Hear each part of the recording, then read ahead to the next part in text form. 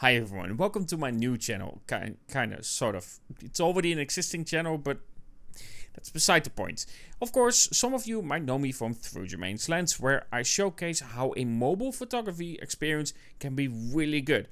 But naturally, it cannot really compete with a proper camera, and it's also something that I want to explore as well. With, for instance, my Canon. I did it, of course, with my Panasonic Lumix S5 as well, which sadly for video didn't have great autofocus, and that's the reason why I'm now at Canon. But also, of course, one brand that I really wanted to test out because of Xiaomi, especially because of the Xiaomi 13 Pro, and that's Leica.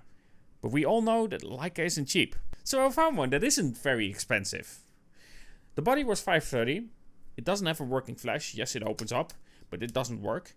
And of course it doesn't come with a lens, so I needed to buy the lens as well, which is 530. This is the Sigma 80 to 50mm, and it has a consistent f-stop of 2.8. But when it comes to this Leica T, the reason why I bought it and was thinking about either this or the X1 from Leica is simply put, this one has exchangeable lenses, where the X1 doesn't have that. And the really good thing about this one as well is the build quality of it. I really like the small intricate details, especially if you want to attach a cable to it that you can then hang around your neck. The way that it clicks is so satisfying. And of course, if you open the flash itself, the way that it's done is really nice as well. And the battery as well. So if you remove the battery, you have a stage where you have it pushed out a little bit. You cannot remove it. You actually need to press it in and then you can remove it. It's such a small detail, but I really like it. And we have a huge display on the back that is actually quite intriguing in terms of the way that you use it. I actually really like it, but we'll discuss that a little bit later on with the voiceover part. Either way, let's discuss the Leica T and the camera capabilities of it. So far, I'm really liking it, but of course it is limited use. Anyway, let's dive into the video, starting with specifications for this new Leica T. The Leica T was released all the way back in 2014. It's an APS-C sensor with a 16 megapixel resolution. You have a 3.7 inch touch display, max shutter speed of 1/4000, and of course you can also record video, but it is limited to Full HD. Storage is an SD card, which actually is internal as well, 16 gigabytes, and you can replace it as well if you of course remove the side of it, which I've done. So right now I have actually 64 gigabytes of internal memory. When it comes to the weight, the body weighs 384 grams. In terms of the way that you use it, you have the camera button on the side. There you will find different settings that you can quickly change. Tap a little bit above it and you can actually add different modes as well. For instance, add Wi-Fi. If you want that, just hold it and then drag it to the side and it will be added to your quick toggles.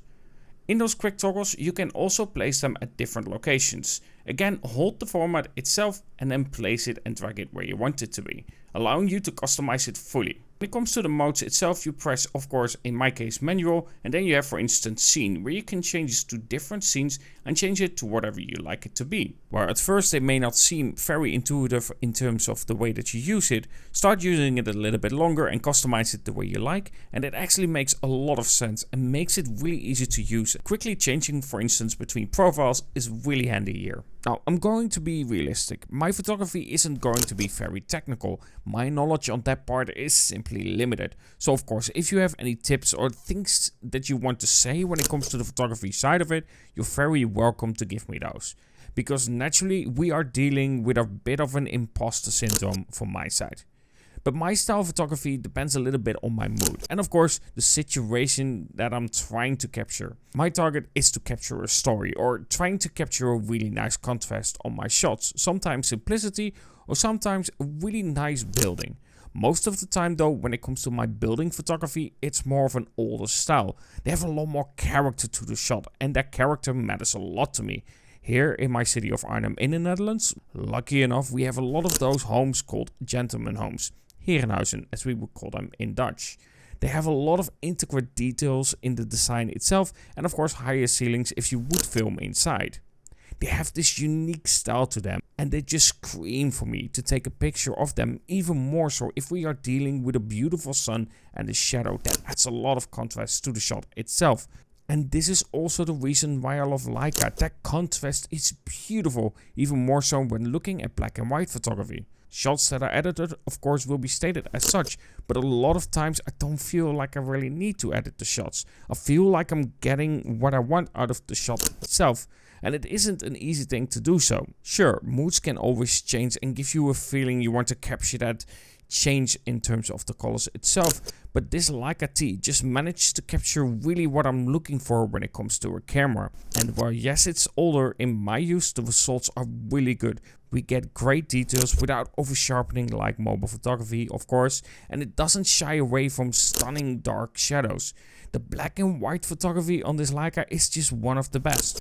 Now I will say the Panasonic Lumix S5 was really good at photography as well, but I will be making a separate video on that later on. Now, naturally, this body is old, and the biggest tip a lot of photographers will give you is to not focus on the body itself unless you're really getting features that would help you out a lot, like high resolution video recording, faster shutter speed possibilities, or simply in this case an articulating screen that, yes, would be very useful. This Leica T has been great for me to capture these shots though, even more so with this combo of this 18-50mm lens with a consistent f-stop of 2.8, allowing a lot of natural blur to be in the shot as well.